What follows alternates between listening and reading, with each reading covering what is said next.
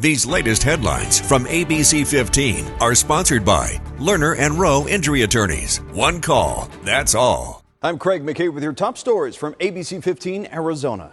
Our wildfire watch continues tonight with those two major fires still burning north of the Grand Canyon. More bad news overnight. In fact, for the Dragon Bravo fire, it has exploded in size to now over 94,000 acres and growing. At last check, containment now down to just 4%. Those dry conditions and high winds up north are not doing any favors for firefighters. More than 1,000 firefighters working now to try to contain it. Meanwhile, the White Sage fire further north is about 83% contained. Just over 100 personnel are working on that one.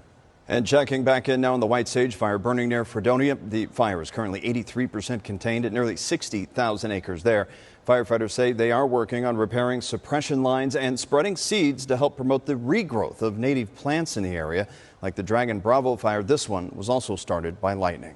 New from the Fed today, interest rates are staying flat. Chairman Jerome Powell saying that the body will continue to wait and see how tariffs continue to shape the U.S. and global economies, with big deadlines coming up in the next 2 weeks. Since re-entering office, the president has repeatedly called on Powell to cut rates, in part to ease borrowing, as his tariffs are expected to raise prices on most consumer goods. We haven't lowered ours at all. He's a stiff. He's a knucklehead. Well, I'd love him to lower interest rates. Other than that, what can I tell you? He should cut. A smart person would cut. We're keeping the rates high, and it's hurting people from buying houses, so we don't want that. New Wednesday, President Donald Trump says there will be no extension for Friday's tariff deadline. In a social media post this morning, the president said the deadline will not be extended, a direct rebuke of what Commerce Secretary Howard Lutnick said on Sunday. Lutnick also said the president is still open to conversations with countries following the deadline, as several work to make deals with the United States. Dozens of state attorneys general, including Arizona's Chris Mays, joined a bipartisan letter urging Congress to pass the Safer Banking Act. That would provide protections for banks and financial institutions to serve state-regulated cannabis businesses. Raul Molina, who co-founded Mint Cannabis, says this would completely change the industry, which is currently forced to operate mostly in cash. While marijuana has been legalized in certain states like Arizona, it is still classified as an illegal Schedule I drug under federal law, which makes banks fearful of working with them. So one of the biggest things that this is going to do, it's going to, the proceeds from cannabis will no longer be deemed illegal.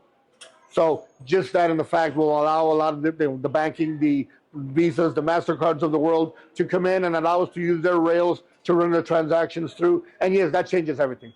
Molina telling ABC15 the Safer Banking Act would also help from a safety standpoint for them. If the cannabis industry can use credit cards and not have to deal with so much cash on hand, he feels it would reduce the risk of being targeted by thieves. A viral dessert is making its way to some IHOP locations. This coming Monday, the diner chain will unveil its new Luxe Dubai chocolate pancakes. Listen to this. The flapjacks are topped with a Dubai chocolate bar, Madagascar vanilla whipped cream, and edible 24-karat gold flakes. The company says a short stack costs $100 to make, but they're not for sale. Diners at New York, LA, and Austin locations will be able to try some samples for free. After that, those same locations will sell a pared down version for just $13. And it was a final send-off today for the so-called Prince of Darkness. Thousands of fans said their final farewell today to Ozzy Osbourne. His funeral in Birmingham today held after his death last week at the age of 76. His wife Sharon, supported by their children, seen laying flowers at Black Sabbath Bridge. Osbourne was the frontman for the band Black Sabbath and is considered a pioneer of heavy metal music. He's being laid to rest in a private family cemetery.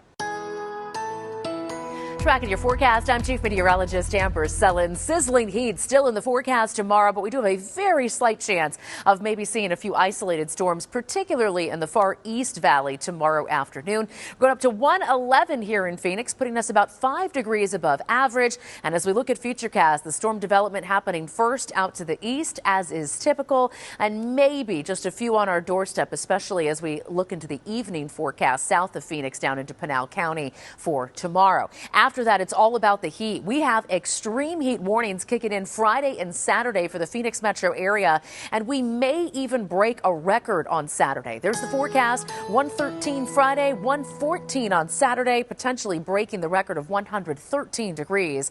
We'll keep things very hot into early next week, and then maybe bring back a slight chance of a few storms by Tuesday and Wednesday as we wrap up your 7-day forecast.